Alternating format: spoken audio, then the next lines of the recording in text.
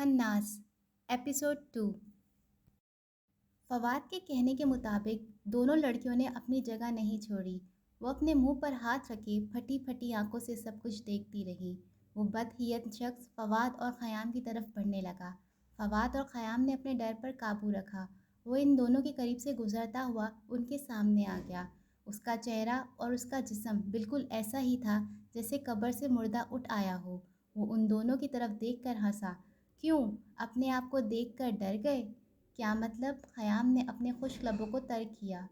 अगर तुम कमज़ोर इंसान 150 साल तक ना मरो तो तुम्हारा ऐसा हाल होगा। मैं उस वक्त 250 साल के ज़ईफ़ इंसान के रूप में तुम्हारे सामने हूँ। तुम्हारा अपना रूप कौन सा है? मेरा रूप अगर देख लेते तो अपना आमल भूल जाते।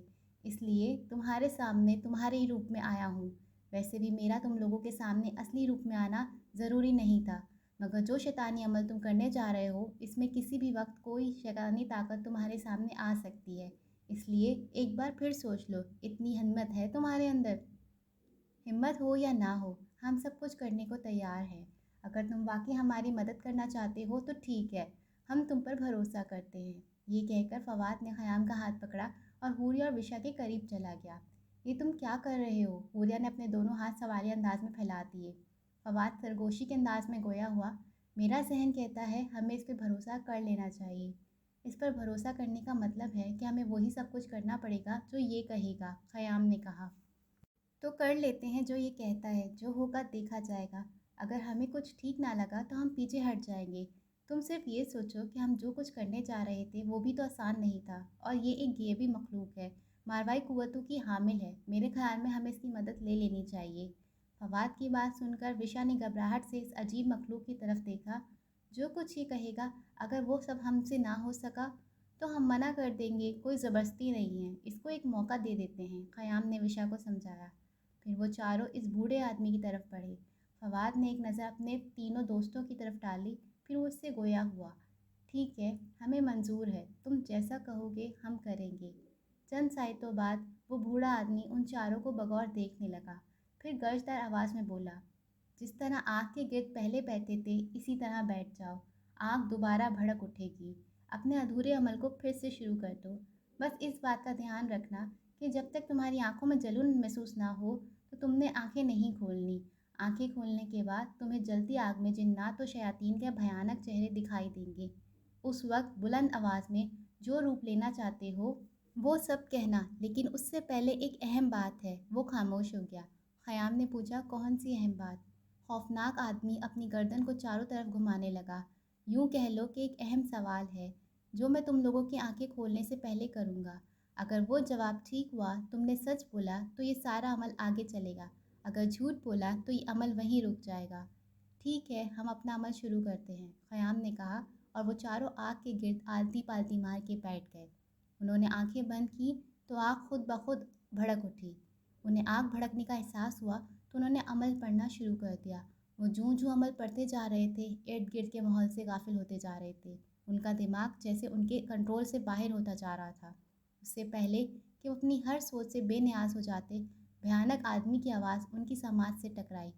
अपने जहन की वसअतों में से इस एक जज्बे को ढूंढो जिसका एहसास तुम्हारे दूसरे जज्बों पर गालिब हो।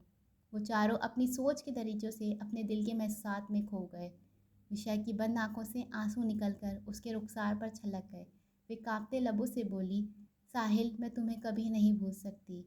फवाद ने कांपते लबों से कहा, जिस ज़िंदगी में वीना नहीं, मुझे वो ज़िंदगी नहीं चाहिए। ख़याम अपने लबों को अपने दिल के महसूसात बताने से रोक नहीं सका।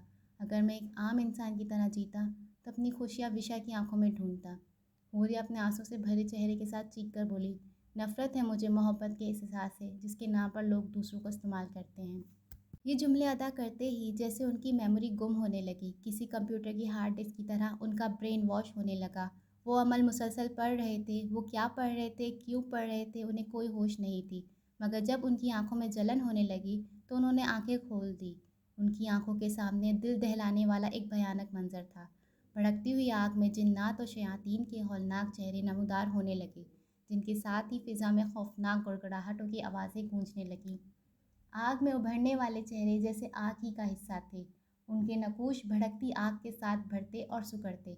خیام، وشا، فواد اور حوریہ بخوبی جانتے تھے کہ اب انہیں کیا کرنا ہے۔ وشا نے شیشے کا جار اپنے ہاتھ پر رکھا جس میں ایک خوبصورت تتلی کا اسٹف تھا۔ وہ بلند آواز میں بولی، تتلی کے روپ میں ایک خوبصورت بلا۔ حوریہ بلند آواز میں بولی، ایک خوبصورت ایسی آواز جو اس قدر دل فریب ہو کہ لوگ اس کے پیچھے دوڑتے دوڑتے موت کی آغوش میں چلے جائیں۔ فواد نے سگریٹ کا کش لیا اور اس کا دھواں فضا میں اڑا دیا۔ اس کا روپ لے کر اس ہوا میں بکھر جاؤں، کسی بھی وقت کوئی بھی روپ لے سکوں۔ خیام بھی بلند آواز میں بولا، پراسرار قوتوں کی حامل بس ایک روشنی کی شعاع جو کسی بھی وقت کہیں بھی نمودار ہو سکے، کوئی بھی روپ لے سکے۔ خیام کی بات ختم ہوتے ہی جیسے بھیانک شیاطین و جنات آگ سے باہر آ گئے۔ ان چاروں کی چیخ و پکار فضا میں گونجتی رہی۔ پھر ایک بھونچال میں ان کی آوازیں بھی کھو گئی اور ان کے وجود بھی غائب ہو گئے۔ بھونچال ختم ہونے کے بعد نہ وہاں آگ تھی نہ لکڑیاں، اس طرح کی کوئی نشانی نہیں تھی جس سے پتہ چلے کہ کیا ہوا تھا، مگر چند سائتوں کے بعد ایک خوبصورت تتلی اڑتی ہوئی نظر آئی جو کیاری میں لگے پودوں میں چھپ گئی۔ ایک خوبصورت آواز فضا میں گونجنے لگی جس کے ساتھ ہی روشنی کی ایک شعاع اور سیاہ دھواں آسمان کی طرف بڑھتا ہوا دکھائی دیا جو دیوگل پہاڑوں کی طرف بڑھتا ہوا غائب ہو گیا، جس کے ساتھ ہی نسوانی آواز بھی ختم ہو گئی۔ اس گھمبیر سناٹے میں دلکش کہکا سنائی دیا۔ بدہیج بوڑھا آدمی کہکا لگاتا ہوا درخت کے پیچھے سے جو پایوں کی طرح چلتا ہوا سامنے آ گیا۔ وہ مشکل سیدھا کھڑا ہوا، اس نے اپنے ہاتھوں کو پیچھے باندھا اور بدہیت بوڑھا آدمی وجیہہ نوجوان میں بدل گیا۔ اس نوجوان نے فاتح انداز میں اپنے بازو پھیلا لیے۔ طلسمانی دنیا کا ساحر زرغام، شیاطین و جنات پر راج کرنے والا، آج اور طاقتور ہو گیا۔ خیام، وشا، فواد اور حوریہ پراسرار روپ لے کر تم کیا کرنا چاہتے تھے مجھے اس سے غرض نہیں، مگر میں تم سے کیا کراؤں گا یہ میں بخوبی جانتا ہوں۔ اس نے ایک بار پھر کہکا بلند کیا، تم لوگ مجھے آسیب سمجھ بیٹھے جبکہ میں انسان کا ہی روپ ہوں۔ زرغام اندر ریسٹ ہاؤس میں چلا گیا۔ پروفیسر حسنان نے اریبہ کو تو واپس بھیج دیا تھا، مگر وہ خود ان چاروں کے والد نے ایک خاص ٹیم کی مدد سے ان چاروں اسٹوڈنٹس کو ڈھونڈنے میں کوئی کسر نہ چھوڑی۔ بہت دنوں کی تگ و دو کے بعد وہ سب واپس اپنے شہروں کو لوٹ گئے۔ اس مایوسی کے بعد ان چاروں کے گھر ماتم کدہ بن گئے۔ چند ماہ گزر گئے، مگر خیام، وشا اور فواد اور حوریہ کا کہیں کوئی پتہ نہ چل سکا۔ ان کے والدین نے ملک کا چپا چپا چھان مارا، مگر کوئی ایسی نشانی تک نہ ملی جس سے ان کا کوئی سراغ مل سکے۔ یہ سہانہ ان چاروں کے والدین کے لیے ایک روگ بن کر رہ گیا۔ ٹی وی چینل پر وشا کی تصویر کے ساتھ مسنگ کا اشتہار دیکھ کے اس کے والد ظفر کی آنکھیں بھر آئیں۔ اس کی سوتیلی ماں نے بیزاری سے سر کو جھٹکا دیا۔ وہ دھیرے دھیرے اس کے صوفے کے قریب بڑھ رہی تھی جہاں ظفر بیٹھا تھا۔ وہ من ہی من میں بڑبڑائی، یہ لڑکی جب اس گھر میں تھی تو بھی آفت تھی، اب گمشدہ ہو کے بھی عذاب بن گئی ہے، نہ جانے زندہ ہے یا مر گئی۔ وہ جھوٹے سہو سے بہاتے ہوئے ظفر کے قریب بیٹھ گئی۔ نہ جانے وشا کس حال میں ہوگی، آخر کیا ضرورت تھی ایسے نکمے دوست بنانے کی۔ وشا کی گمشدگی کے بعد سے ہی ظفر ماریہ سے اکھڑا اکھڑا سا رہتا تھا۔ اس نے طنزیہ نظروں سے ماریہ کی طرف دیکھا۔ وشا کی گمشدہ ہونے میں تمہارے رویے کا بہت دخل ہے، تم نے اسے کبھی سمجھنے کی کوشش نہیں کی۔ تم کیسی ماں ہو جو اپنی بیٹی کے ذہن میں پیدا ہونے والی منفی سوچوں کو نہ پڑھ سکی۔ میں تو کاروبار کے سلسلے میں ملک سے باہر ہوتا تھا، مگر تم اس قدر بے خبر رہی کہ وشا نے ڈرگس لینا شروع کر دی اور تمہیں خبر نہ ہوئی۔ میں نے تم سے اس لیے شادی کی تھی کہ وشا کو ماں کی ضرورت تھی۔ ماریہ غصے سے کھڑی ہو گئی۔ آپ یہ بھول رہے ہیں کہ جب میں اس گھر میں آئی تھی تو وشا عمر کے حصے میں تھی جب ایک بچی کی شخصیت بن جاتی ہے۔ اس کی خامیوں اور خوبیوں میں اس کی اپنی ماں کا ہاتھ تھا، مگر تمہارے آنے کے بعد اس کی شخصیت میں جو بدلاؤ میں نے دیکھا وہ غیر معمولی تھا۔ تو پھر اس وقت اپنی بیٹی کو کیوں نہیں سنبھالا، اب کیوں تاؤ کھا رہے ہو؟ تم اس وقت میری نظروں سے دور ہو جاؤ، ظفر نے ماریہ سے کہا اور پھر اپنا سر پکڑ کر بیٹھ گیا۔ اس نے ٹی وی بند کیا اور اپنے کمرے کی طرف بڑھ گیا۔ اس نے الماری سے ایک بیگ نکالا جس میں اس نے ساری وہ خاص چیزیں رکھی تھی جو اسے وشا کی الماری سے ملی تھی۔ اس نے وہ بیگ بیڈ پہ رکھا اور پھر وہ ساری چیزیں دیکھنے لگا۔ وہ تمام چیزیں کسی بربادی کی داستان سنا رہی تھی۔ وہ اس کی چیزوں کو چھو کر بیٹی کی قربت کو محسوس کرنے لگا۔ ماریہ کو میں باتیں سنا آیا ہوں، مگر میں اپنے آپ کو کیسے سزا دوں؟ کیوں نہ میں نے اپنی بیٹی کو وقت دیا؟ پردیس میں رہ کے جس کے لیے دولت جمع کرتا رہا، آج وہی میرے پاس نہیں۔ میں اس کی محرومی نہ سمجھ سکا، اس کی ترجیحات نہ جان سکا۔ وہ میرے ساتھ کے لیے ترستی رہی اور جب اس کے صبر کا پیمانہ لبریز ہو گیا تو وہ خود کو مجھ سے دور لے گئی۔ حوریہ کی والدہ رخسانہ بیٹی کے غم میں سخت بیمار تھیں۔ ان کا بلڈ پریشر خطرناک حد تک کم ہو گیا تھا۔ وہ ایک گھریلو عورت تھی۔ حوریہ کے والد توقیر کی شوگر مل تھی، زمینیں بھی تھیں جہاں انہوں نے مختلف قسم کی فصلیں اگائی ہوئی تھیں۔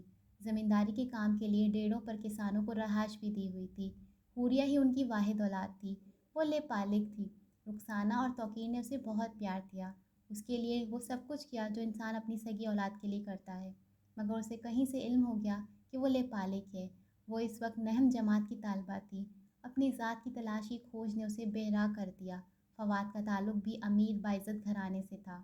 فواد کے والد شاہ انڈسٹریز کے مالک وقار احمد، جن کے پاس سب کچھ تھا سوائے وقت کے۔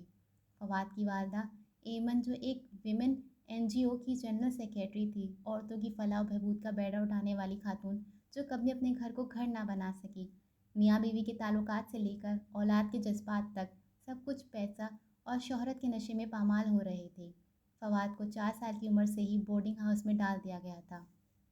خیام بھی اپنے والدین کا اکلوتا بیٹا تھا۔ اس کے والد شہر کے مشہور سرجن تھے۔ ڈاکٹر زبیر اور اس کی بیوی ماہین نے خیام کی پرورش میں کوئی کمی نہیں چھوڑی تھی، مگر جس راستے پر خیام چل پڑا تھا وہ سب اس کے والدین ماننے کو تیار نہیں تھے۔ خیام کی گمشدگی کے بعد ان کا جیسے سب کچھ ہی لٹ گیا تھا۔ عیش و آرام بھی ان کے لیے سزا بن کر رہ گیا تھا کہ نہ جانے ان کا بیٹا کس حال میں ہوگا۔ وہ خیام کے گمراہ ہونے کی وجہ اس کی صحبت کو ہی جان رہے تھے یا پھر کوئی ایسی وجہ تھی جس سے وہ غافل تھے۔ اس سہنے کو پورا 1 سال گزر گیا۔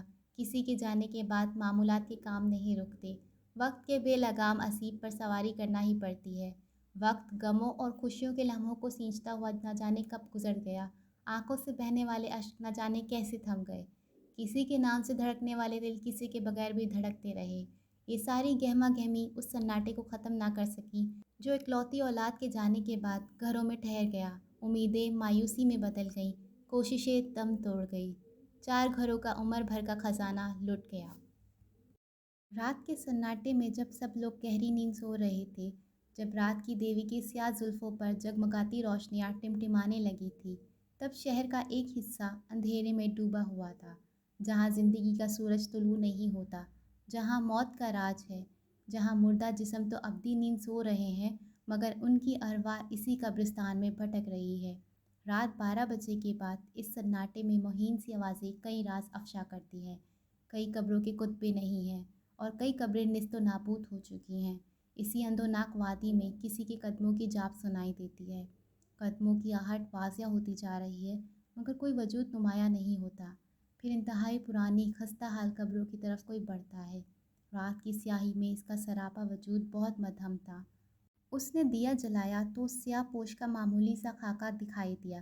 اس نے جلا ہوا چراغ اس پرانی قبر کے قریب رکھ دیا، اسی طرح اس نے ایک چراغ دوسری قبر کے قریب رکھ دیا۔ 2 دانوس بیٹھ گیا اور کسی منتر کا جاپ پڑھنے لگا۔ وہ تقریباً آدھا گھنٹہ اسی کیفیت میں رہا، پھر وہ وہاں سے چلا گیا۔ اس کے جانے کے 20 منٹ کے بعد وہ دونوں قبریں ایک دھماکے کے ساتھ پھٹ گئیں۔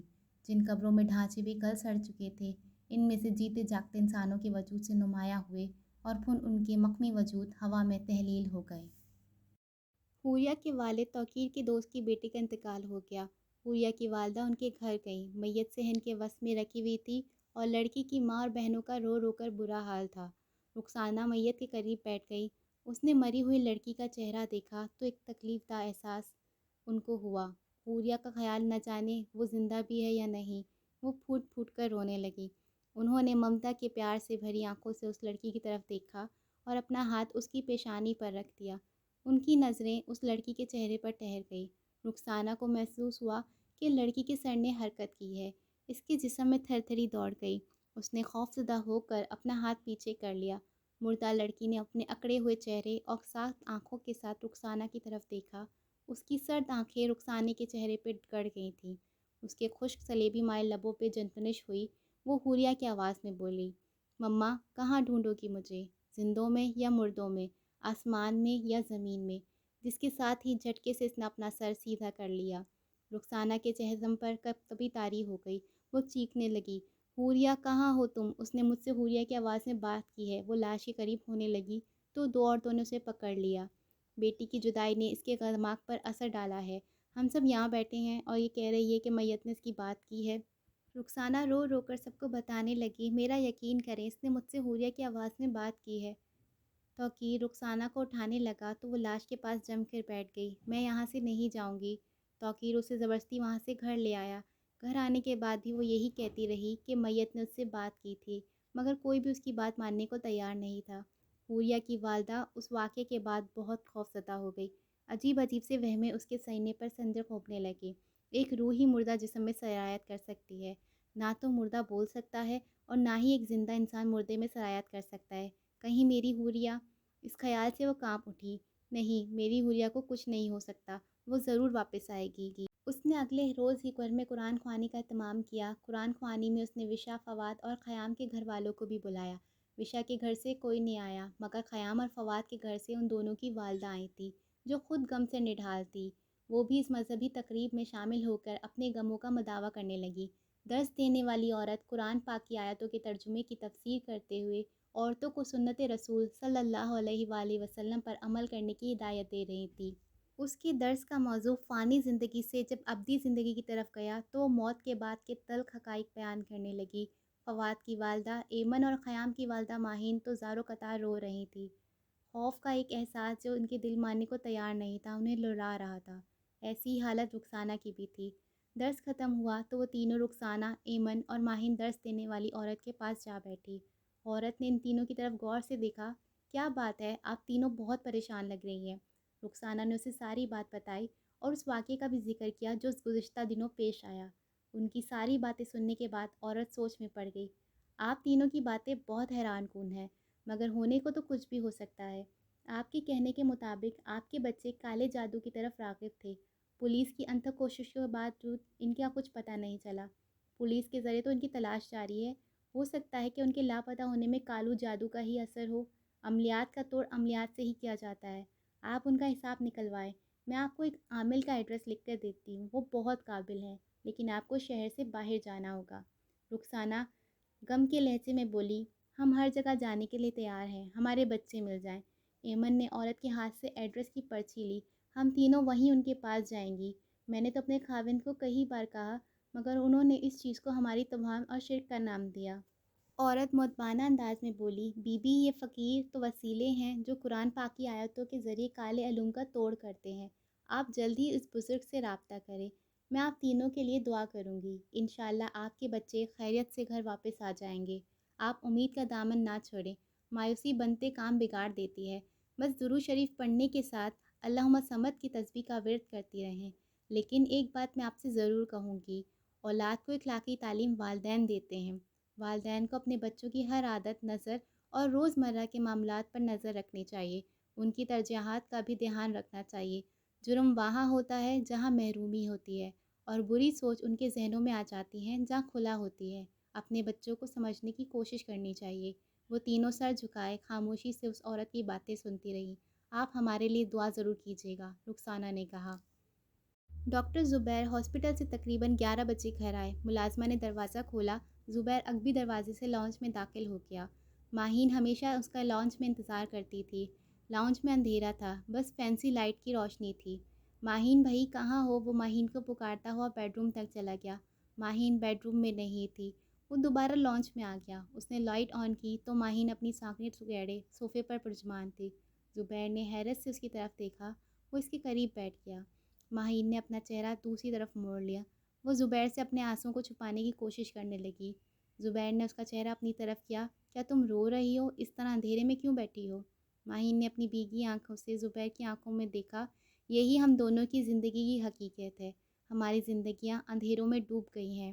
ہمارے گھر کا چراغ کہاں ہے؟ ماہین زبیر کے شانوں سے لگ کر پھوٹ پھوٹ کر رونے لگی۔ زبیر کی آنکھیں بھی بھر آئیں۔ میں نے اسے کہاں کہاں نہیں ڈھونڈا، میں اور کیا کر سکتا ہوں؟ یہ آزمائش ہے خدا کی طرف سے، مگر مجھے یقین ہے کہ میرا بیٹا زندہ ہے، وہ انشاءاللہ ضرور واپس آئے گا۔ آپ نے جو کرنا ہے آپ کریں، مگر میں کسی بزرگ سے حساب نکلوانا چاہتی ہوں۔ آپ نے کئی طریقوں سے انہیں ڈھونڈا ہے، میں چاہتی ہوں کہ ہم ان طریقوں سے بھی انہیں تلاش کریں۔ ماہین نے اپنے دل کی بات کہی۔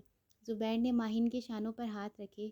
اگر تم خیام اور اس کے دوستوں کو روحانی طریقوں سے ڈھونڈنا چاہتی ہو تو تم عبادت کرو جتنی ہو سکے۔ ہمیں خدا کی ذات سے امید کی ڈوری باندھے رکھنی چاہیے۔ یہ پیر فقیر ایسی ایسی باتیں کہہ دیتے ہیں جو ہم برداشت نہیں کر سکیں گے۔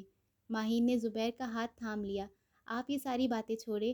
میں نے فیصلہ کیا ہے کہ میں رخسانہ اور ایمن ہم تینوں بزرگ کے پاس جائیں گی۔ زبیر نے اس کے ہاتھ کو اپنے ہاتھوں میں تھام لیا۔ ٹھیک ہے، اگر اس طرح تمہاری تسلی ہوتی ہے تو چلی جانا۔ ایمن اور رخسانہ نے بھی اپنے اپنے خاوند سے بات کر لی۔ توقیر ان تینوں کے ساتھ جانے کے لیے رضامند ہو گیا۔ جمعے کے روز وہ چاروں فجر کی نماز کے فوراً بعد سفر پر روانہ ہو گئے۔ وشا کی والدہ گھر پر نہیں تھی۔ ظفر ایک روز پہلے ہی بیرون ملک سے لوٹا تھا۔ اس نے ملازمہ سے چائے بنانے کو کہا اور بک شیلف سے بک ڈھونڈنے لگا۔ اسے چند شاعری کی بکس نظر آئیں۔ اس کی آنکھوں کے سامنے وشا کا چہرہ آ گیا۔ یہ کتابیں وشا کی تھیں۔ اس نے ان میں سے ایک کتاب اٹھائی اور باہر لان میں بیٹھ گیا۔ ملازمہ چائے باہر لان میں لے آئی۔ اس نے چائے میز پر رکھی اور اندر چلی گئی۔ ظفر نے کتاب کھولی اور پڑھنے لگا۔ اس کتاب میں رومانٹک شاعری تھی۔ وہ صفحات پلٹا رہا کہ کتاب سے کچھ نکل کر اس کے قدموں میں گرا۔ وہ غالباً کسی کی تصویر تھی۔ ظفر نے وہ تصویر اٹھائی۔ ساحل، وشا کی بک میں ساحل کی تصویر؟ اس نے تصویر کے پیچھے دیکھا تو وشا نے اپنی ہینڈ رائٹنگ میں ساحل کے لیے غزل لکھی ہوئی تھی۔ ظفر نے تذبذب کی کیفیت میں تصویر واپس کتاب میں رکھ دی۔ اس کا مطلب ہے کہ وشا میری بہن کے بیٹے ساحل کو پسند کرتی تھی، مگر اس نے کبھی مجھ سے کیوں نہیں کہا؟ میری بیوہ بہن غریب ہے تو کیا ہوا، میں وشا کے لیے ساحل کو قبول کر لیتا۔ وہ تو ویسے بھی CSS کے امتحان کی تیاری کر رہا ہے۔ مگر اس کے ذہن کے کسی کونے سے ایک سرزش آئی کہ ایسی باتیں تو بیٹیاں ماؤں سے کرتی ہیں۔ ظفر کا دل تیزی سے دھڑکنے لگا۔ عجیب سی گھبراہٹ سے اس کا سر چکرا کے رہ گیا۔ کاش میں اپنی بیٹی کے قریب ہوتا تو یہ بات ضرور جان لیتا۔ اس نے چائے ایسی ہی چھوڑ دی اور تیزی سے گاڑی کی طرف بڑھا۔ گاڑی لے کر نکل پڑا۔ شہر کے پرانے علاقے کی ٹوٹی پھوٹی بوسیدہ گلیوں میں گاڑی چلاتے ہوئے سوچ رہا تھا وہ ان گلیوں میں شاید 5 سال کے بعد آیا ہے۔ پیسہ اور جھوٹی شان و شوکت کی دیوار ان بہن بھائیوں کے بیچ میں آ گئی۔ وشا کی گمشدگی کا سن کر وہ تڑپ کے رہ گئی تھی۔ کتنے ہی چکر بھائی کے گھر کے لگائے، مگر اب غم کے کسی شکنجے میں وہ بے اختیار بہن کی طرف بڑھ رہے تھے۔ اینٹوں پر سیمنٹ کی لپائی سے بنے پرانے سے گھر کے قریب انہوں نے گاڑی روکی۔ ٹین کی پتلی چادر سے بنے دروازے پر دستک دی۔ اندر سے نسوانی آواز ابھری، کون؟ میں ہوں، ساحل کی بہن ردا نے ماموں کی آواز پہچان لی اور جھٹ سے دروازہ کھول دیا۔ ظفر نے آگے بڑھ کر اس کے سر پر پیار دیا۔ وہ دوڑتی ہوئی اندر بھاگی۔ امی جان دیکھیے کون آیا ہے۔ راحت کچن سے باہر نکلتے ہوئے دوپٹے سے ہاتھ پہنچتی ہوئی باہر آئی۔ کون آیا ہے؟ بھائی کو کمرے میں دیکھ کر ان کی آنکھیں بھر آئی۔ وہ آگے بڑھ کے بھائی سے ملی۔ آج بہن کی یاد کیسے آ گئی آپ کو؟ پر خاموشی سے کرسی پر بیٹھ گیا۔ اس نے ردا کی طرف دیکھا۔ ادھر آؤ میرے پاس۔ ردا ماموں کے قریب بیٹھ گئی۔ تمہاری پڑھائی کیسی چل رہی ہے؟ فرسٹ ٹرم کے امتحان میں سیکنڈ آئی ہوں، ردا نے خوشی سے بتایا۔ راحت بھی مسکراتے ہوئے بولی، سیکنڈ ٹرم کے بعد 12ویں جماعت میں ہو جائے گی۔ ظفر نے پیار سے ردا کے سر پر تھپکی دی۔ اتنی بڑی ہو گئی ہو، مجھے تو وہی چھوٹی سی ردا لگتی ہو۔ وشا کا کچھ پتہ چلا؟ راحت کے چہرے پر تکلیف چھا گئی۔ ظفر نے سر جھکا لیا۔ نہ جانے تمہارے بھائی سے ایسی کون سی خطا ہوئی ہے جس کی اسے یہ سزا ملی ہے۔ میری جان سے پیاری بیٹی نہ جانے کہاں کھو گئی، میں نے اسے کہاں کہاں نہیں ڈھونڈا۔ آپ ہمت رکھیں بھائی جان، وشا کو کچھ نہیں ہوگا، وہ خیریت سے مل جائے گی۔ ظفر ادھر ادھر نظر دوڑانے لگا۔ ساحل کہاں ہے؟ وہ اپنے دوست کی طرف گیا ہے۔ کب تک آ جائے گا؟ اگر آپ کو کوئی کام ہے تو اسے فون کر دیتی ہوں۔ نہیں، اس کی ضرورت نہیں ہے۔ تم ایسا کرنا کہ رات کو اسے میرے گھر بھیج دینا، ظفر نے کہا۔ میں ساحل کی وجہ سے بہت پریشان ہوں، راحت نے غم کی آواز میں کہا۔ کیوں، ایسی کیا بات ہے؟ ظفر نے پوچھا۔ راحت نے مرے مرے لہجے میں کہا، میرا بیٹا بہت خوش مزاج تھا، اس کی زندگی کے معاملات زندہ دلی سے بھرپور تھے، مگر 1 سال ہونے کو ہے، ساحل پہلے جیسے نہیں رہا، بالکل بدل گیا ہے۔ چپ سی لگ گئی اسے، ایسا حال ہو گیا جیسے کہ کوئی چیز کھو گئی ہو۔ میں نے تو دم رو رو کے بھی کروائے، مگر وہ ایسا ہے، بد مزاج، اداس، اپنے آپ میں گم رہتا ہے۔ وہ تو CSS کی تیاری کر رہا تھا نا؟ ظفر نے پوچھا۔ راحت نے لمبی آہ بھری۔ پتہ نہیں کیسے پڑھتا ہے، مجھے نہیں لگتا کہ وہ تعلیم کی طرف دھیان دے پا رہا ہے۔ تم رات کو اسے میرے پاس بھیجنا، میں اس سے بات کروں گا، وہ ایسا کیوں کر رہا ہے، اسے کیا پریشانی ہے۔ یہ کہہ کر وہ اٹھنے لگا۔ اب مجھے اجازت دیں۔ یہ کیا بھائی جان، آپ نے تو کچھ کھایا پیا ہی نہیں۔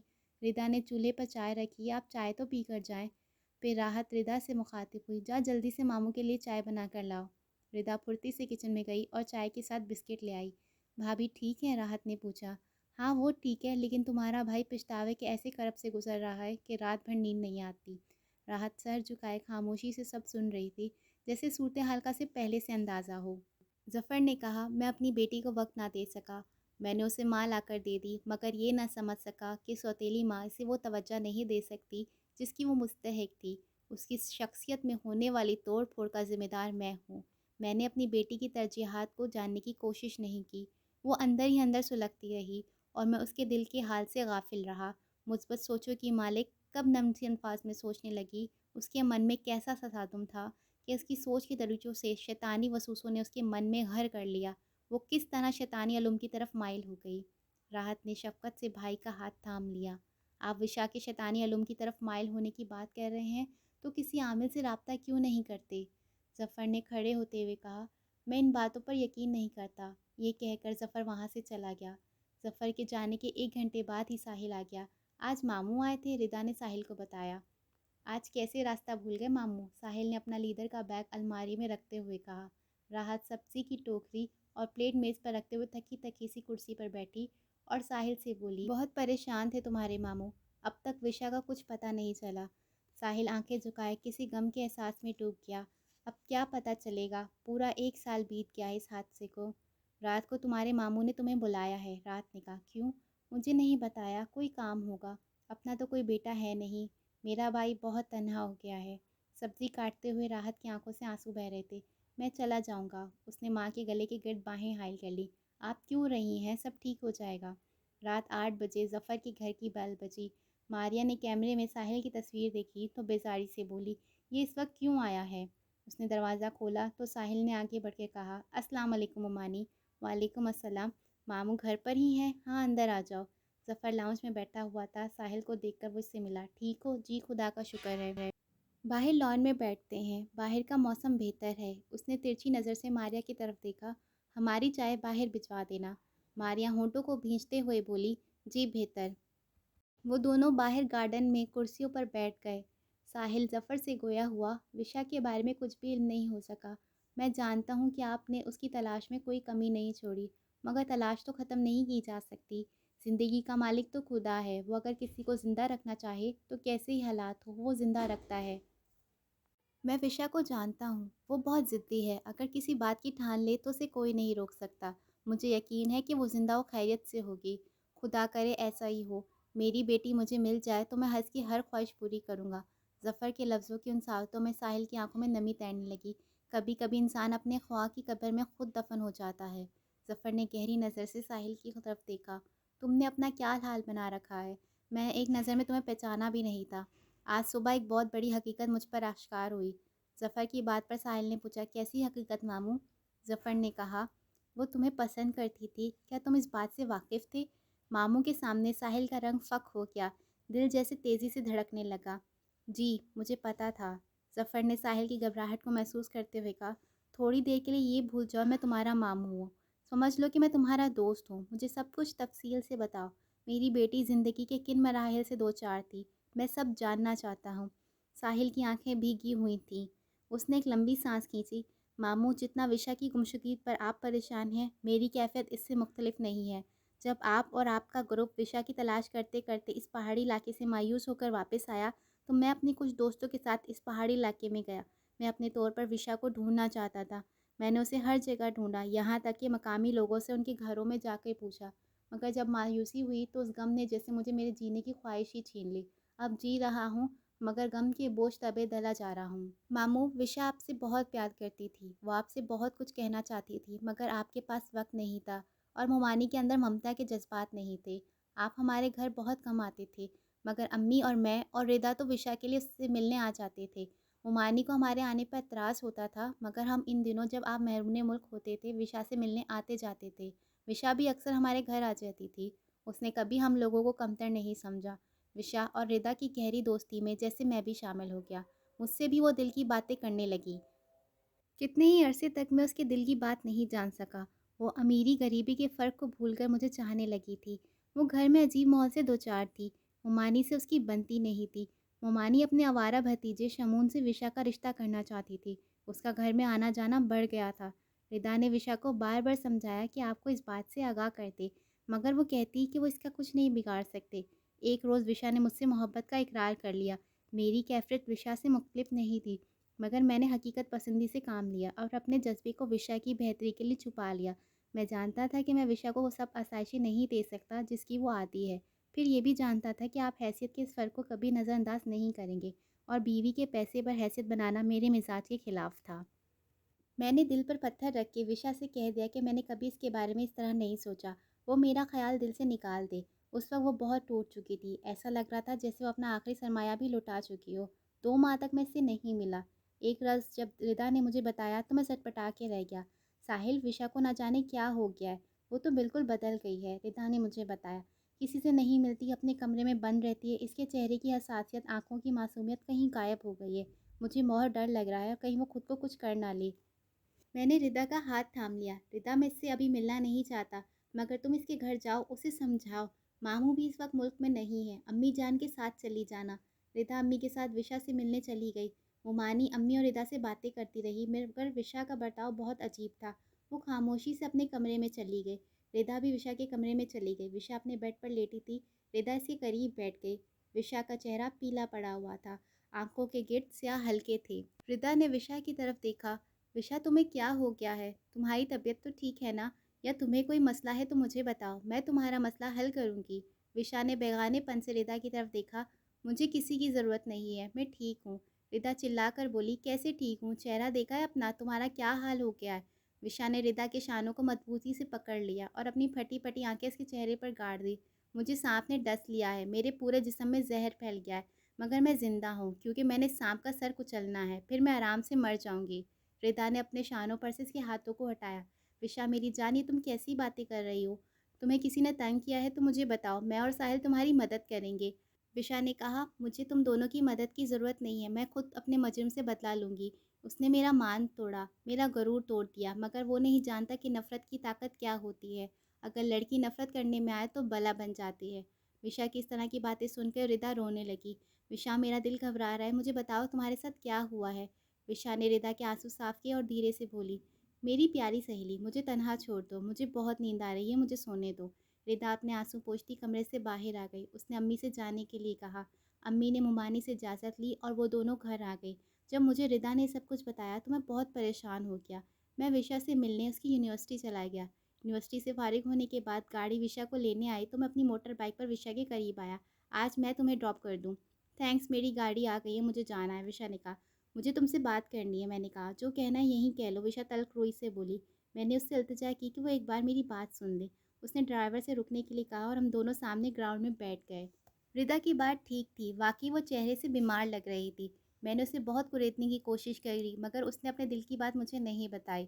جب میں نے اس سے اپنے بارے میں پوچھا تو اس نے کہا، تمہیں اپنی زندگی کے فیصلے کرنے کا پورا حق ہے، میں تم سے ناراض نہیں، بس تم مجھ سے دوبارہ ملنے کی کوشش مت کرنا، مجھے میرے حال پر چھوڑ دو۔ میں صرف یہ جاننا چاہتا ہوں کہ کون ہے جس نے تمہیں اذیت دی ہے، جس سے بدلہ لینے کی بات تم نے ردا کے سامنے کی تھی۔ میرے ایسے کہتے ہی وشا بھڑک اٹھی۔ وہ جو بھی ہے میں خود اسے دیکھ لوں گی، مجھے تمہاری مدد کی ضرورت نہیں ہے۔ اگر تم میری مدد کرنا چاہتے ہو تو مجھے میرے حال پر چھوڑ دو، پلیز مجھ سے دوبارہ ملنے کی کوشش مت کرنا۔ یہ کہہ کر وشا کھڑی ہو گئی اور تیز تیز قدم چلتے ہوئے گاڑی تک چلی گئی۔ اس بات کے کچھ ہی دنوں کے بعد آپ واپس آ گئے۔ آپ کے آنے سے ہم گھر والوں کو وشا کی طرف سے تسلی ہو گئی، مگر انہی دنوں یہ واقعہ ہو گیا۔ وشا ہم سب کو چھوڑ کر نہ جانے کہاں چلی گئی۔ ظفر جہاں بیٹھا تھا وہیں جیسے پتھر کا ہو گیا۔ اس کی آنکھیں آنسوں سے ڈگڈگا گئی، دل پر غم کا بوجھ اس قدر بڑھ گیا کہ دھڑکنیں ڈوب رہی تھی۔ ماموں، اگر آپ مجھ سے خفا ہیں تو مجھے معاف کر دیں، میں نے تو وہی کیا جو مجھے ٹھیک لگا۔ ساحل نے ماموں کا ہاتھ تھام دیا۔ اور اب تم کیا کر رہے ہو؟ ظفر نے رندھی آواز میں پوچھا۔ ساحل کی نظریں ہوا میں ہی ٹھہر گئی۔ اب وہ کر رہا ہوں جو میرا دل کہہ رہا ہے۔ ظفر کھڑا ہو گیا اور بے چینی سے چہل قدمی کرنے لگا۔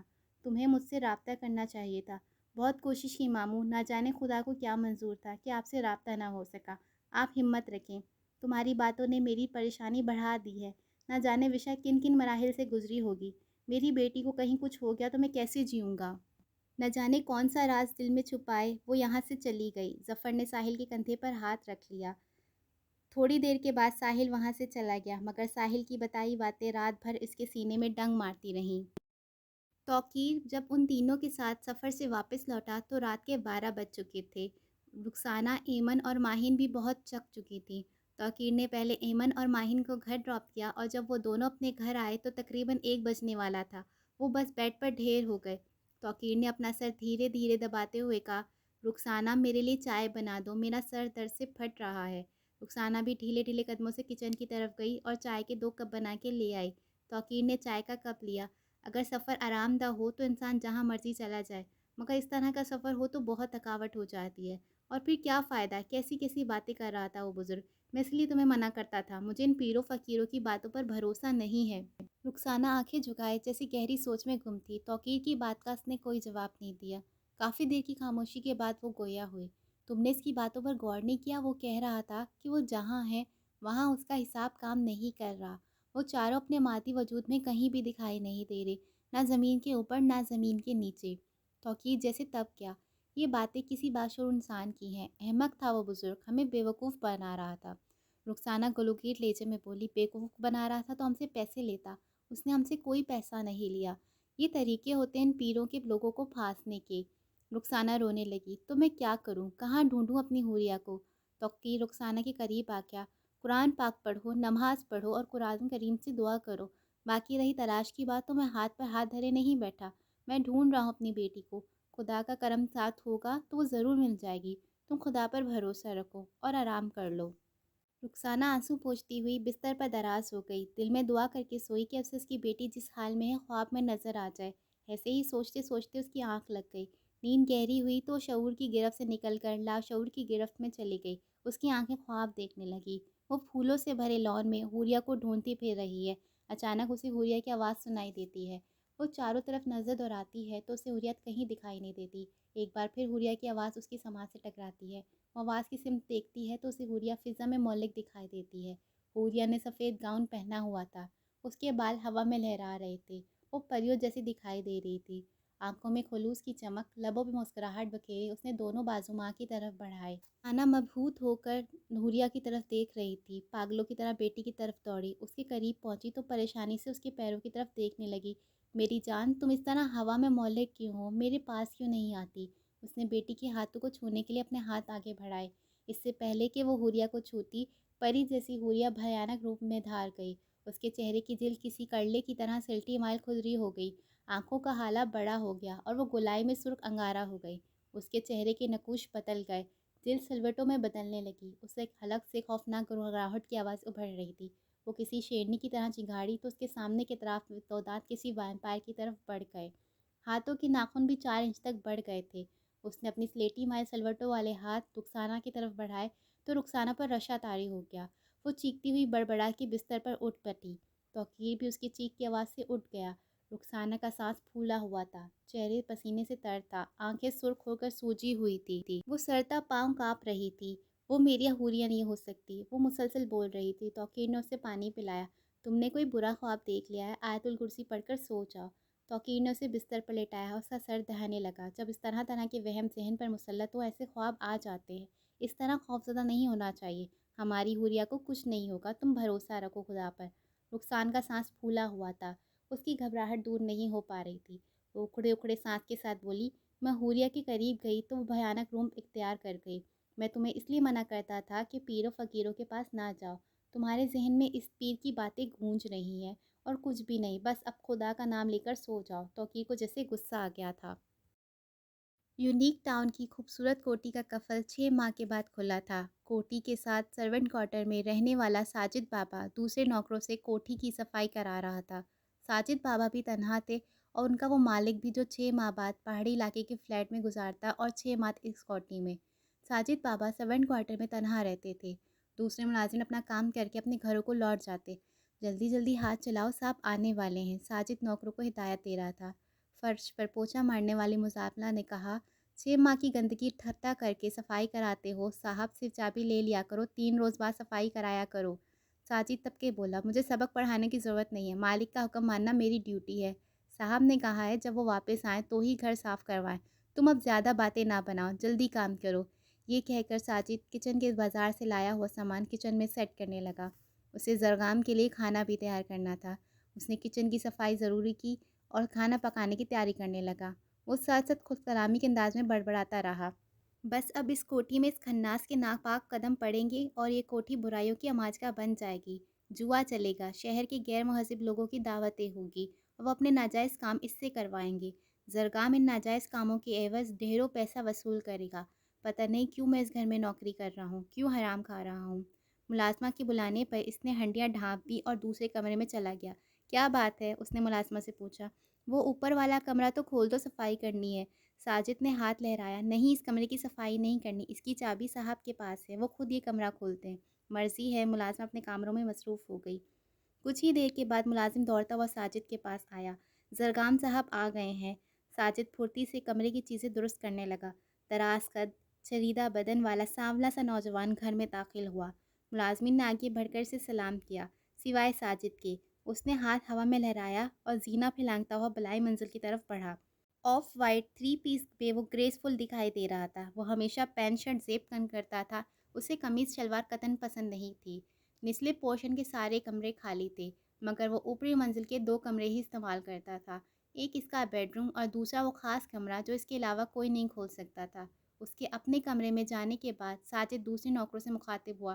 اسے سلام نہ کیا کرو، یہ تو نام کا مسلمان ہے، یہ کیا کسی کو سلام کا جواب دے گا؟ یہ تو خناس ہے، شیطان کا دوسرا روپ۔ ایک ملازم نے مذاقن انداز میں کہا۔ اس قدر ناپسند کرتے ہو تو اس کی ملازمت چھوڑ کیوں نہیں دیتے؟ ساجد نے نظامت سے سر جھکا لیا۔ پتہ نہیں، تم لوگوں کا کام ختم ہو جائے تو چلے جانا، میں صاحب کے لیے چائے بنا دوں۔ دوسرے ملازم اپنا کام نپٹا کر چلے گئے۔ ملازمہ روبینہ ساجد سے کہا کہ جب تک زرگام یہاں ہے وہ برتن دھونا، صفائی اور کپڑے دھونے کا کام کر لیا کرے۔ یہ سارے کام وہ اکیلے ہی کیا کرے، صاحب کو زیادہ ملازم پسند نہیں ہے۔ ملازمہ نے کراکری میں آواز کہا۔ ہر بار مجھے کیوں بتاتا ہے؟ 4 سالوں سے یہی روٹین ہے، میں جانتی ہوں کل سے کام پر آ جاؤں گی، آج کا کام ختم ہو گیا ہے۔ یہ کہہ کر وہ ملازمہ بھی چلی گئی۔ ساجد چائے لے کر زرگام کے کمرے میں گیا۔ اس نے دروازہ نوک کیا، اندر سے آواز آئی، آ جاؤ۔ ساجد نے چائے میز پر رکھی۔ بابا ٹھیک ہو؟ کوئی پریشانی تو نہیں ہو میری غیر موجودگی میں؟ نہیں صاحب، پریشانی کیسی، آپ ہو یا نہ ہو میرا رب میرے ساتھ ہوتا ہے، ساجد نے دھیرے سے کہا اور کمرے سے باہر چلا گیا۔ رات 10 بجے ساجد اپنے سرونٹ کوارٹر میں چلا گیا جو کوٹھی سے باہر تھا۔ زرگام نے کوٹھی کا دروازہ اندر سے بند کر لیا۔ وہ زینہ چڑھتا ہوا بلائی منزل کی طرف بڑھنے لگا۔ اس کے ہاتھ میں چابی تھی۔ اس نے اپنا خاص کمرہ کھولا۔ وہ ہال نما کمرہ کافی بڑا تھا۔ اس کمرے میں پڑا ہوا سامان انتہائی ہولناک اور پراسرار تھا۔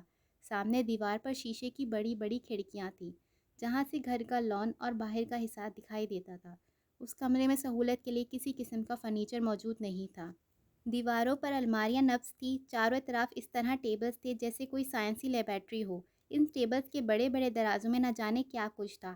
حیرت کی بات تو یہ تھی کہ 6 ماہ بعد کھلنے والا اس کمرہ اسی طرح صاف تھا، اس کی ہر چیز اس طرح تھی جیسے کوئی باقاعدگی سے اس کی صفائی کرتا ہو۔ زرگام ایک میز کی طرف بڑھا۔ اس میز پر لگے ڈبے پر پڑے تھے جن میں مختلف جانوروں کی ہڈیاں تھیں۔ اس نے جانوروں کی ہڈیوں میں سے سور کی کچھ ہڈیاں لیں اور دوسرے ڈبے سے انسانی کھوپڑی اٹھائی۔ کمرے کے وسط میں جیسے کسی نے پہلے سے ہی آگ جلانے والا سامان رکھا ہوا تھا۔ وہ ہڈیاں لے کر اس جگہ بیٹھ گیا جہاں آگ جلانے کا سامان پڑا تھا۔ لوہے کی ایک ٹرے تھی جس میں 4 لکڑیاں ایک دوسرے کے اوپر رکھی ہوئی تھی۔ اس نے جانور کی ہڈیاں ٹرے کے ارد گرد جوڑ دی۔ اس نے انسانی کھوپڑی کو اپنے ہاتھ کے اوپر رکھا اور اسے لکڑیوں کے اوپر لے گیا۔ آگ خود بخود بھڑک اٹھی۔ اس نے اپنا ہاتھ جس میں انسانی کھوپڑی پکڑی ہوئی تھی آگ کے اوپر کیا اور ہونٹوں سے تیز کے ساتھ کچھ پڑھنے لگا۔ ہر میز پر کینڈل اسٹینڈ میں 16 موم بتیاں لگی ہوئی تھیں۔ چند ہی ساتوں میں ساری موم بتیاں خود بخود جل اٹھیں۔ کمرے میں سرخی مائل روشنی پھیل گئی۔ زرگام نے آنکھیں بند کر لی اور وہ کچھ پڑھتا رہا۔ وہ جو پڑھ رہا تھا کمرے کے ماحول میں تبدیلی ہوتی جا رہی تھی۔ زمین میں گڑگڑاہٹ سی پیدا ہونے لگی۔ زلزلے کی کیفیت میں کمرے کی ہر چیز ہلنے لگی، مگر موم بتیاں ٹیبلز کی تیز حرکت کے باوجود جلتی رہیں۔ پھر یکدم سامنے کی کھڑکیوں کے شیشے کھل گئے۔ بھونچال کی طرح ہوا کا تیز جھونکا کمرے میں داخل ہوا۔ ساری موم بتیاں بجھ گئیں۔ زرگام نے آنکھیں کھولیں اور اس طرح گویا ہوا جیسے سامنے اسے کوئی دکھائی دے رہا ہو۔ حوریہ، وشا، خیام اور فواد، تمہیں اس ماروائی سنسناتی دنیا میں خوش آمدید۔ میں نے تمہاری مدد کا وعدہ پورا کیا۔ اب مجھے تم لوگوں سے کیا چاہیے یہ میں تمہیں ابھی نہیں بتاؤں گا۔ میری طرف سے تمہیں اجازت ہے، جو چاہتے ہو وہ کرو۔ ہار اور جیت کے ذمہ دار تم خود ہوگے۔ میری مدد کی امید مت رکھنا، یوں سمجھ لو کہ تمہاری شیطانی قوتوں کی آزمائش شروع ہو گئی ہے۔ یہ کہہ کر زرگام نے دوبارہ آنکھیں بند کر لی اور کچھ پڑھنے لگا۔ تھوڑی دیر کے بعد کمرے میں بھونچال کی کیفیت ختم ہو گئی اور کھڑکیوں کے شیشے خود بخود بند ہو گئے۔ زرگام نے فاتحانہ مسکراہٹ کے ساتھ آنکھیں کھول دیں۔ ظفر اپنی پیکنگ میں مصروف تھا۔ اسے صبح 9 بجے کی فلائٹ سے بیرون ملک جانا تھا۔ ماریا اس کے لیے ناشتہ بنانے میں مصروف تھی۔ اس نے ناشتہ میز پر لگایا۔ ظفر بریف کیس اٹھائے ٹیبل کے پاس سے گزر گیا۔ ماریا جلدی سے اس کے قریب آئی۔ یہ کیا، ناشتہ نہیں کریں گے؟ ظفر نے اپنی ہینڈ واچ کی طرف دیکھا۔ مجھے ناشتہ نہیں کرنا، میں لیٹ ہو جاؤں گا۔ ماریا نے اس کے ہاتھ سے بریف کیس لے لیا۔ ابھی صرف 8 بجے ہیں، آپ کی فلائٹ 9 بجے کی ہے۔ مجھے راستے میں کسی سے ملنا ہے اور ایئرپورٹ پہ بھی کچھ فارمیلٹیز پوری کرنی ہوتی ہے۔ ظفر نے ہاتھ بڑھا کر بریف کیس لے لیا۔ ماریا غصے سے بولی، میرا قصور کیا ہے؟ نہ مجھ سے ٹھیک طرح سے بات کرتے ہیں، نہ گھر میں کھانا کھاتے ہیں، اس طرح کے رویے کا کیا مطلب ہے؟ ظفر بھی بھڑک اٹھا۔ تمہیں سمجھ آ گیا ہوگا کہ میں تمہارے وجود سے بھاگ رہا ہوں، مجھے تمہاری قربت گوارا نہیں۔ صدا دینے سے پہلے قصور تو بتایا جاتا ہے، آخر میں نے کیا کیا ہے؟ ظفر کا لہجہ گلوگیر ہو گیا، اس کی آنکھوں میں نمی تیرنے لگی۔ تم نے میری بیٹی وشا سے برا برتاؤ رکھا تھا، تم نے کیسے سوچ لیا تھا کہ تم اپنے آوارہ بھتیجے شمون کے لیے وشا کا ہاتھ مانگو گی؟ تم نے وشا سے یہ بات پوچھی تھی یا نہیں؟ ماریا گھبرا گئی، اس کی زبان پر بل آ گیا۔ تمہیں یہ بات کس نے بتائی؟ صرف ہاں یا نہ میں جواب دو۔ ظفر نے اپنی آنکھیں ماریا کے چہرے پہ گاڑ دی۔ ماریا نظریں چراتے ہوئے دھیرے سے بولی، میں نے اس کی رائے پوچھی تھی، جب اس نے انکار کر دیا تو میں نے آپ سے پوچھنا مناسب نہ سمجھا۔ میں جانتی تھی کہ جو رشتہ وشا کو پسند نہیں، اس کے لیے آپ کبھی رضامند نہیں ہوں گے۔ اس میں اس قدر غصہ کرنے کی کیا ضرورت ہے؟ جہاں لڑکی ہوتی ہے وہاں رشتے آتے ہیں، مگر یہ بات تو صرف میرے اور وشا کے درمیان تھی، آپ کو کس نے بتایا؟ ماریا بیگم، بات صرف اتنی نہیں ہے جتنی تم بتا رہی ہو، میں اس معاملے کی تہہ تک جاؤں گا، 15 روز کے بعد واپس آؤں گا تو پھر تسلی سے اس معاملے کا جائزہ لوں گا۔ یہ کہہ کر ظفر وہاں سے چلا گیا۔ ماریا جہاں کھڑی تھی وہیں ساکت ہو کر رہ گئی۔ شمون تو یہ بات ظفر کو نہیں بتا سکتا، تو پھر کس نے ظفر کو یہ سب بتایا؟ وہ خود کلامی میں گویا ہوئی۔ اس نے اپنا فون نکالا اور شمون کا نمبر ملایا۔ شمون نے موبائل اٹینڈ کیا۔ جی آنٹی، ہیلو ہیلو، آپ کی آواز ٹھیک طرح سے نہیں آ رہی۔ ماریا بھی شمون کی آواز ٹھیک طرح سے نہیں سن پا رہی تھی۔ فون پر بہت شور تھا، جیسے وہ ہجوم میں کھڑا بول رہا ہو۔ شمون اپنی جگہ سے اٹھ کر تھوڑا پیچھے چلا گیا اور پھر ماریا سے بات کرنے لگا۔ آنٹی، میں ریس کورس میں ہوں، میرے گھوڑوں کی ریس چل رہی ہے، اس وقت مصروف ہوں، فارغ ہو جاؤں پھر آپ سے بات کروں گا۔ یہ کہہ کر شمون نے فون بند کر دیا۔ شمون واپس اپنی جگہ پر بیٹھا اور تجسس سے ریس دیکھنے لگا۔ شمون کی خوشی کا ٹھکانہ نہیں تھا، اس کے دونوں گھوڑے جیت کے قریب تھے، وہ گھوڑوں میں دوسرے نمبر پر تھے، وہ اس قدر تیز دوڑ رہے تھے کہ تھوڑی ہی دیر میں سب سے آگے جانے والے تھے۔ شمون اور اس کے ساتھ بیٹھے ہوئے دوست بھی اس ریس سے لطف اندوز ہو رہے تھے۔ اچانک شمون کے گھوڑوں کی حالت عجیب ہو گئی، وہ اس طرح اچھلنے لگے جیسے کوئی ان پر چابک برسا رہا ہو۔ وہ بنبناہٹ کی آواز سے پچھلی ٹانگوں پر کھڑے ہو کے اگلی ٹانگیں ہوا میں زور زور سے مارنے لگے۔ وہ بری طرح بھپر گئے تھے یا ڈر گئے تھے۔ انہوں نے آگے دوڑنے کے بجائے پیچھے کی طرف دوڑنا شروع کر دیا۔ گھوڑوں میں بھگدڑ مچ گئی۔ تماشائی پریشان ہو کے اپنی جگہ پر کھڑے ہو گئے۔ کتنے ہی گھوڑے زخمی ہو گئے۔ ماہر گھوڑ سوار میدان میں اتر گئے اور صورتحال پر کنٹرول کرنے کی کوشش کرنے لگے۔ شمون اپنے دوستوں کے روکنے کے باوجود میدان میں کود پڑا۔ دوسرے گھڑ سواروں کے ساتھ مل کر اس نے اپنے گھوڑوں کو قابو کیا اور گھمبیر صورتحال کو کنٹرول کر لیا۔ ریس ادھوری چھوڑ دی گئی۔ شمون نے گھوڑے اپنے ملازمین کے حوالے کیے۔ لے جاؤ انہیں، کسی کو بیچ دو، مجھے اب فارم ہاؤس میں گھوڑے نظر نہیں آنے چاہیے۔ ملازم نے انکساری سے کہا، سرکار، ان گھوڑوں نے تو کتنی ہی ریسیں جیتی ہیں، یہ معمولی گھوڑے نہیں ہیں۔ شمون تب کے بولا، مالک میں ہوں یا تم، اونے پونے دام میں بیچ دو، میں نئے گھوڑے خریدوں گا۔ شمون بے دلی سے گاڑی میں بیٹھا اور جلد ہی وہاں سے نکل گیا۔ گھر آیا اور دھڑام سے صوفے پر پرجمان ہو گیا۔ اسی دوران اسے ماریا کے فون کا خیال آیا۔ اس نے اپنا موبائل نکالا اور ماریا کا نمبر ملایا۔ جی آنٹی، کیا کہہ رہی تھیں؟ ظفر آج کل بہت پریشان کر رکھا ہے، نہ جانے وہ وشا کہاں مر کھپ گئی ہے، اور ظفر CBI کے آفیسر کی طرح تفتیش میں لگا ہوا ہے۔ وشا سے تمہاری شادی کے متعلق جو بات میں نے کی تھی وہ نہ جانے کیسے ظفر کو معلوم ہو گئی ہے۔ 15 روز کے لیے بیرون ملک گیا ہے، جاتے جاتے دھمکی دے گیا کہ واپس آ کے سامنے معاملے کا جائزہ لوں گا۔ ماریا کی بات پہ شمون نے کہہ کر لگایا، کیا ہو گیا آنٹی، ایسی چھوٹی چھوٹی باتوں پر پریشان ہو جاتی ہیں، نہ ہی وشا نے ملنا ہے اور نہ ہی حقائق انکل ظفر کو معلوم ہونے، خواہ مخواہ اسٹریس کا شکار ہو رہی ہیں۔ آپ ان کی باتوں پر دھیان نہ دیں، تم دوسرے شہر میں رہتے ہو ورنہ ابھی تمہیں گھر بلا لیتی، کل کوئی وقت نکال کے میرے گھر آؤ۔ ماریا نے کہا، کل نہیں، کل میرا دوستوں کے ساتھ شکار کا پروگرام ہے۔ شمون کی اس بات پر ماریا خفگی سے بولی، بھائی جان اور بھابھی تو گاؤں میں ہوتے ہیں، تم شہر میں اکیلے رہتے ہو اس لیے منمانی کرتے ہو، اگر بھابھی تمہارے ساتھ ہوتی تو تمہارے فضول قسم کے شوق ختم ہو جاتے۔ شمون نے لاپرواہی سے کہا، آنٹی، شمون رشتوں کی زنجیروں میں نہیں جکڑا ہوا، شمون اپنی مرضی کا مالک ہے۔ ٹھیک ہے، میں خود بھابھی سے بات کر لوں گی، شوق سے کر لیں بات، مجھے انہیں شیشے میں اتارنا اچھی طرح سے آتا ہے، تم نہیں سدھرو گے، चलो परसों आ जाओ, बैठ के बात करेंगे, मारिया ने कहा। शमून ने लंबा सांस खींचा। ठीक है, आप इस कदर ज़ोर दे रही हैं तो मैं परसों आ जाऊँगा। आज का दिन तो मेरे लिए अच्छा नहीं है, दुआ करें कि कल शिकार में कोई बैड लक ना हो। फ़ोन से मारिया के हंसने की आवाज़ आई। क्यों, आज क्या बैड लक हो गई है? आंटी, मेरे घोड़े बिल्कुल जीत के करीब थे, अचानक डर गए और मुखालिफ सिमत में दौड़ने लगे, जिस घोड़ों में भगदड़ मच गई और काफ़ी घोड़े ज़ख्मी हो गए। ये सूरत हाल बामुश्किल संभालने में आई। शमून ने तजस्सुस भरपूर अंदाज में मारिया को सारी सूरत हाल बताई। मारिया ने सारी बात को सत्य सा लिया। जानवर का कब जहनी तवाज़ुन बिगड़ जाए क्या पता होता है। कल किसी किस्म का ख़तरा मोल ना लेना। कुछ नहीं होता, मैं पहली बार तो नहीं जा रहा। आपके लिए मुर्गा ब्याह लाऊंगा और पका कर भी आप ही देंगी। अच्छा बाबा, अपना ख्याल रखना। ये कहकर मारिया ने फ़ोन बंद कर दिया। शमून अपने दो दोस्तों के हमरा सुबह सुबह ही शिकार के लिए रवाना हो गया। जैसा शमून खुद था वैसे इसके आवारा दोस्त थे। अपनी राइफल्स ठीक से चेक की है ना, ये ना हो कि राइफल ठीक चले ना और हम शिकार करने के बजाय शिकार हो जाएं। शमून के पूछने पर इसके दोस्त हंसते हुए कहा, ऐसे बेवकूफ़ नहीं है, सब कुछ A1 है। हाँ, अलबत्ता खाने पीने के लिए कुछ नहीं लिया, बाज़ार से लेते जाएंगे। शमून ने बाज़ार पहुंचकर जीप रोकी और कुछ खाने पीने की एशिया ख़रीदी। वो जो ही शहर से बाहर निकला उसने जीप की स्पीड तेज़ कर ली।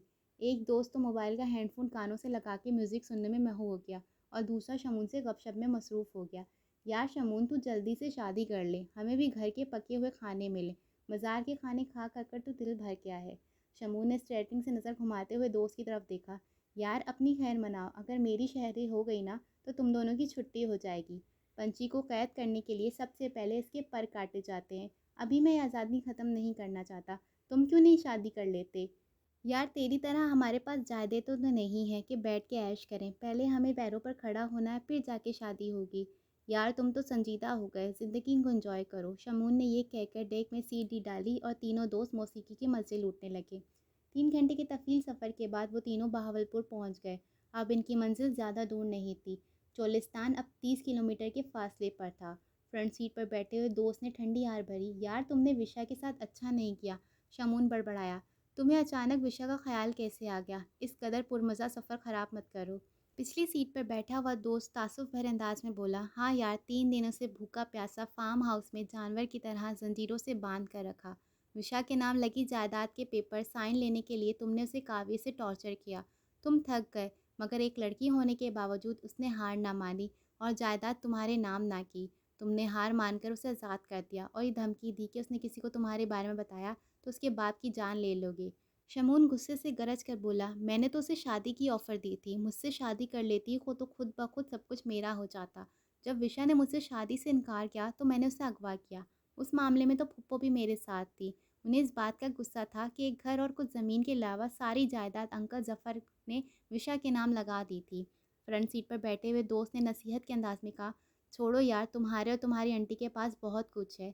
इस तरह के गलत कामों से बचा करो। आखिर तुम इज़्ज़तदार माँ बाप के बेटे हो। अगर उनको तुम्हारे इन कामों की भनक पड़ गई तो तुम्हें आग कर देंगे। शमून ने फ़कराना अंदाज में सर अकड़ा लिया। आग करेंगे तो करते रहें। शमून किसी से नहीं डरता। कोई ऐसा पैदा नहीं हुआ जो शमून को नुकसान पहुंचा सके। यार पेप्सी निकाल, मूड अच्छा करें। एक हाथ से स्टीयरिंग पकड़ के वो दूसरे हाथ से पेप्सी पीने लगा। तकरीबन 1 घंटे के बाद वो लोग चोलिस्तान पहुंच गए। ये बहुत बड़ा सहरा था। रात के बड़े बड़े टीले बेतरतीबी से फैले हुए थे। शमून रेत पर गाड़ी बहुत महारत से चला रहा था। रेतीले रास्तों की नशीबो फराज पर जीप हचकूले खा रही थी। ये चोलिस्तान का घना जंगल था। दूर दूर तक इंसानी आबादी नहीं थी। उन्होंने अपनी राइफलें तैयार कर लीं। शमून ने अपने दोस्त को ड्राइविंग सीट पर बिठाया और खुद राइफल लेके खड़ा हो गया। जीप आहिस्ता आहिस्ता चलाते रहो, जीप को रोकना खतरनाक हो सकता है, शमून ने अपने दोस्त को हिदायत की। रास्ते के दोनों तरफ कांटेदार खुश्क झाड़ियाँ थी। खुश्क झाड़ियाँ ख़त्म हुई तो उन्हें हर तनों का गोल दिखाई दिया। फासला ज़्यादा होने की वजह से वो हिरणों पर फायर ना कर सके। जीप को देखकर हिरणों ने भागना शुरू कर दिया और नज़दीकी टीले के क्रॉस करके दूसरी तरफ को निकल गए। वो इनकी नज़रों से ओझल हो गए। Oh shit! शमून ने राइफल का दस्ता जीप के दरवाजे पर दे मारा। अभी दूर दूर तक इन्हें कोई शिकार नहीं दे रहा था। अचानक एक इंतहाई खूबसूरत तितली कहीं से उड़ती हुई आई और उनकी जीप के ऊपर उड़ने लगी। शमून के दोस्त ने मुस्कुराते हुए तितली की तरफ देखा। शमून, देखो किस कदर खूबसूरत तितली है। सहरा में तितली कितनी प्यारी लग रही है। ये गैर मामूली बात है, यहाँ पर तो फूल भी नहीं है। उसने उसको पकड़ने के लिए हाथ ऊपर किया तो वो जीप के सामने उड़ने लगी। शमून ने तिरछी नज़र से अपने दोस्त की तरफ देखा। हम यहाँ तितलियाँ पकड़ने नहीं आए, शिकार करने आए हैं। ڈرائیونگ سیٹ پر بیٹھا دوست اونچی اونچی آواز میں ہنسنے لگا۔ ہمیں اس کاکے کو ساتھ ہی نہیں لانا چاہیے تھا۔ بکواس مت کرو، پچھلی سیٹ پر بیٹھا ہوا دوست غصے سے بڑبڑایا۔ ان تینوں کو علم ہی نہ ہو سکا وہ تتلی ایک خوبصورت ہرن میں تبدیل ہو گئے۔ شمون نے خوشی سے نعرہ لگایا، وہ دیکھو، لگتا ہے کہ وہ ہرن اپنے گول سے بچھڑ گیا ہے۔ شمون نے بڑی مہارت سے ہرن پر فائر کیا، نہ جانے کیسے نشانہ خطا ہو گیا اور ہرن تیز بھاگتا رہا۔ شمون کے دوست نے بھی اس پر فائر کیا مگر فائر کا نشانہ بار بار خطا ہوتا رہا۔ کچھ سوچے سمجھے بغیر وہ جیپ اس غزال کے پیچھے دوڑاتے رہے۔ ہرن بیچ بار راستوں سے دوڑتا ہوا صحرے کے خطرناک ترین حصے تک پہنچ گیا۔ اس بار شمون کی رائفل کا فائر غزال کے پیٹ میں جا لگا اور وہ پھڑک کر گر گیا۔ انہوں نے جیپ روکی اور خوشی سے اچھلتے ہوئے جیپ سے اترے۔ اکتوبر کا مہینہ تھا مگر سورج اس طرح دہک رہا تھا جیسے جون یا جولائی کا مہینہ ہو۔ دھوپ میں چمکتی ہوئی ریت حرارت دے رہی تھی۔ شمون جو ہی ہرن کے قریب گیا، ہرن کا جسم ہوا میں تحلیل ہو کے اس تتلی کا روپ دھار گیا جو انہیں تھوڑی دیر پہلے دکھائی دے رہی تھی۔ تینوں اس تحیر آمیز منظر پر ہراس پاختہ تتلی کی طرف دیکھنے لگے جو اپنی خوبصورتی اور معصومیت میں کوئی بھیانک راز چھپائے ہوئے تھی، جس کے نازک پروں کے پیچھے روح فرسا حقیقت تھی۔ تتلی ہوا میں ایک جگہ ساخت ہو گئی اور پھر وشا کے روپ میں بدل گئی۔ سنسناہٹ کی ایک لہر تینوں کے وجود سے گزر گئی۔ وہ سر تا پاں کانپ کے رہ گئے۔ ماحول کی جادوگری نے خوف و ہراس پھیلا دیا تھا۔ وشا کے چہرے پہ مسکراہٹ بکھری ہوئی تھی۔ شمون کو اپنے گرد موت کی سراہتیں محسوس ہونے لگی۔ شمون نے حوصلے کا لمبا سانس کھینچا اور وشا کے قریب گیا۔ وشا، کچھ نہیں سمجھ آ رہا مجھے کہ یہ کیا سب کچھ ہو رہا ہے، مگر میں اپنے کیے پر بہت شرمندہ ہوں، مجھے معاف کر دو۔ شمون کے منہ سے یہ الفاظ ادا ہی ہوئے تھے کہ وشا کے چہرے کے تاثرات ایک دم بدل گئے۔ اس کی آنکھوں سے غصے کے شعلے لپکنے لگے، چہرے پہ اکڑاؤ سا آ گیا۔ وہ منہ کھول کر چیخی تو اس کے سامنے کے دو دانت لمبے ہو گئے۔ اس کے بازوں کی جگہ پروں نے لے لی۔ وہ خوبصورت بلا شمون کی طرف بڑھی۔ شمون کے جسم سے اس کی جیسے جان نکل گئی۔ وہ بھاگنے کی ناکام کوشش کرنے لگا۔ اس کی اعصابی طاقت کسی خوف کے دباؤ سے ختم ہو گئی۔ وہ خوبصورت بلا ایک جھٹکے سے شمون کی طرف بڑھی اور اس کی گردن پر اپنے خونخوار دانت پیوست کر دیے۔ شمون کی چیخیں صحرا کے سناٹے میں گونجنے لگیں۔ اس کے دونوں دوست اپنی بے جان سی ٹانگوں کو گھسیٹتے ہوئے بھاگنے کی کوشش کر رہے تھے مگر اس خوبصورت بلا نے ان دونوں کو بھی نشانہ بنا لیا۔ وہ تینوں گرم ریت پر گرے تڑپ رہے تھے۔ وشا نے ریت کی طرف پھونک ماری اور وہ تینوں ریت کے طوفانی بگولے کی لپیٹ میں آ گئے، ایسی ریت جس کے ذرے انگاروں کی طرح دہک رہے تھے۔ ان تینوں کے جسم جھلستے رہے، صحرا کے سناٹوں میں ان کی چیخیں گونجتی رہی۔ شکار کھیلنے والے اجل کا شکار ہو گئے تھے۔ وشا کے بھیانک روپ نے پھر اس تتلی کا روپ لے لیا اور وہ ہوا میں کہیں گم ہو گئی۔ صحرا کے لوگوں نے مردہ خور گدڑوں کے گول دیکھے تو ان کا ماتھا ٹھنکا اور وہ جیپ کے ٹائروں کے نشانات پر چلتے ہوئے اس جگہ پہنچ گئے۔ تین نوجوانوں کی جھلسی ہوئی لاشیں دیکھیں تو دم خطوط رہ گئے۔ کچھ نوجوانوں نے آگے بڑھ کر لاشوں کی تلاشی لی، ان کے موبائل سے ان کے رشتہ داروں کو ان کی ہلاکت کے بارے میں مطلع کیا۔ چولستان کی کچھ لوگوں نے ان لاشوں کو ان کے والدین تک پہنچانے کا بندوبست کر لیا۔ لاشوں کو کفن میں لپیٹ کر تابوت میں بند کیا جا رہا تھا تو ایک بزرگ جو کسی گہری سوچ میں گم لاشوں کی طرف دیکھ رہے تھے، شمون کی لاش کے قریب آئے۔ سمجھ نہیں آ رہا کہ ان تینوں کو کس نے مارا ہے۔ ان تینوں کی موت بھیانک طریقے سے ہوئی ہے۔ اگر ان کا قتل کسی انسان نے کیا ہے تو یہ کیسے ممکن ہے؟ کیونکہ ان کی لاشیں ان کی جیپ کے قریب ملی ہیں۔ جنگل کے اس خطرناک ترین حصے میں نہ تو کسی اور گاڑی کے نشانات ملے نہ ہی کسی انسان کے۔ کوئی جنگلی جانور ہوتا تو ان کی لاشوں کو چیر پھاڑ کے رکھ دیتا مگر ان کو تو کسی نے جلا دیا۔ لاش پر کفن لپیٹتے ہوئے نوجوان نے شمون کی گردن سے کپڑا پیچھے کیا۔ یہ دیکھیں، کسی جانور نے اس کی گردن پر دانت گاڑ کے اسے ہلاک کیا ہے۔ بزرگ نے آگے بڑھ کر شمون کی گردن کی طرف دیکھا تو اس کی آنکھیں خوف سے پھیل گئی۔ اس نے دانتوں کے دو نشانوں کے درمیان انگلی رکھ کے پیمائش کی اور پھر اپنے سامنے دانتوں کے اطراف کے بڑے دانتوں کے درمیان میں وہی انگلی رکھی۔ پیمائش ایک جیسی تھی۔ بزرگ کے ہاتھ کانپنے لگے، آنکھیں باہر کو ابل پڑی۔ وہ بے خود چلانے لگا، لے جاؤ جتنی جلدی ہو سکے ان لاشوں کو اس صحرا سے۔ یہ کسی بھٹکی ہوئی شیطانی روح کا شکار ہوئے ہیں۔ لوگوں کو اکٹھا کرو، میلاد کا اہتمام کرو، ہم قرآن پاک پڑھ کر اجتماعی دعا مانگیں گے۔ ہمارے صحرا سے کسی شیطانی روح کا گزر ہوا ہے۔ نوجوان نے ہڑبڑا کے کہا، یہ کیسی باتیں کر رہے ہیں بابا جی؟ میں جو کہہ رہا ہوں وہ کرو، اس سے پہلے کہ وہ روح کسی اور کا شکار کر لے۔ بوڑھا بے ساکھی کا سہارا لیتے ہوئے سرد خانے سے باہر آ گیا۔ نوجوانوں نے جلد از جلد لاشوں کو ان کے ورثاء تک پہنچا دیا۔ 3 گھروں پر صدمے کی بجلیاں گر گئیں۔ شمون کی لاش پر ماتم کرتی ہوئی ماں نیم بے ہوشی کی حالت میں چرپائی پر سر رکھے رو رہی تھی۔ خبر سن کر جب ماریا وہاں پہنچی تو اسے اپنی آنکھوں پر یقین نہیں آ رہا تھا۔ شمون سے 1 روز پہلے ہی تو اس کی بات ہوئی تھی اور یہ سب کیسے ہو گیا؟ رات کے 12 بج رہے تھے۔ ماریا نے شمون کی میت کو قریب سے دیکھا تو بری طرح جھلسا ہوا تھا۔ ماں کو تو اپنی ہوش نہیں تھی، مگر لاش کے قریب بیٹھی یہ عورتیں سرگوشی انداز میں خسر پسر کر رہی تھیں۔ اس کے علاوہ اس کے دوست بھی مرے ہیں۔ تینوں کی اموات ایک ہی انداز میں ہوئی ہے، گردنوں پہ 2 دانتوں کے نشان اور جسم جھلسے ہوئے۔ اگر تینوں جنگلی جانور کا شکار ہوئے تو ان کے جسم کیسے جھلس گئے؟ دوسری عورت نے کانوں کو ہاتھ لگایا۔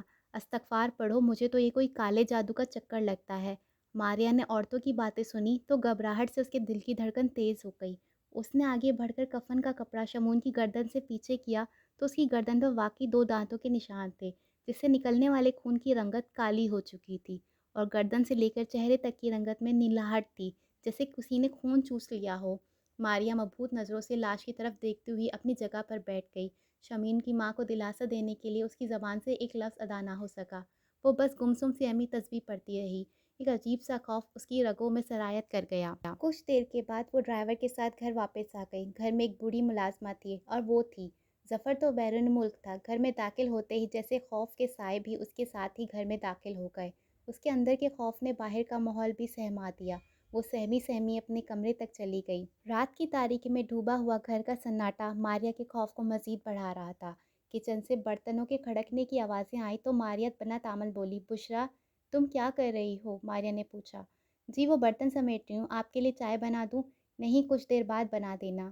بی بی جی رات کا 1 بج رہا ہے، پھر تو بہت دیر ہو جائے گی۔ تم چائے رہنے دو، ایسا کرو آج ادھر ہی سو جاؤ، زمین پر میرے کمرے میں، ماریا نے قالین کی طرف اشارہ کرتے ہوئے کہا۔ اچھا بیگم صاحبہ۔ ملازمہ ادھر ہی قالین پر سو گئی۔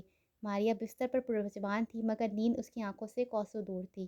عجیب جدید ذہن میں خیال آ رہے تھے۔ اسی دوران اس کے موبائل کی رنگ بجی تو وہ چونک گئی۔ موبائل کی اسکرین پر ظفر کا نام آ رہا تھا۔ ماریا نے جلدی سے فون کانوں سے لگایا۔ ہیلو، کیا بات ہے؟ تمہاری آواز کیوں کانپ رہی ہے؟ ظفر نے پوچھا۔ ایسے ہی عجیب سا خوف محسوس ہو رہا ہے۔ تم ٹھیک ہو؟ ماریا نے پوچھا۔ ظفر نے لہجے میں کہا۔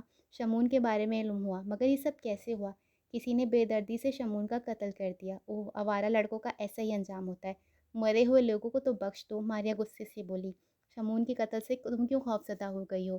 ظفر نے سوال کیا تو ماریا سارا ماجرا بتائے بغیر رہ نہ سکی۔ ظفر مبہوت ہو کے رہ گیا۔ یہ موت تو واقعی بہت عجیب ہے۔ خیر میں آؤں گا تو مزید اس پر بات کریں گے۔ یہ کہہ کر ظفر نے فون بند کر دیا۔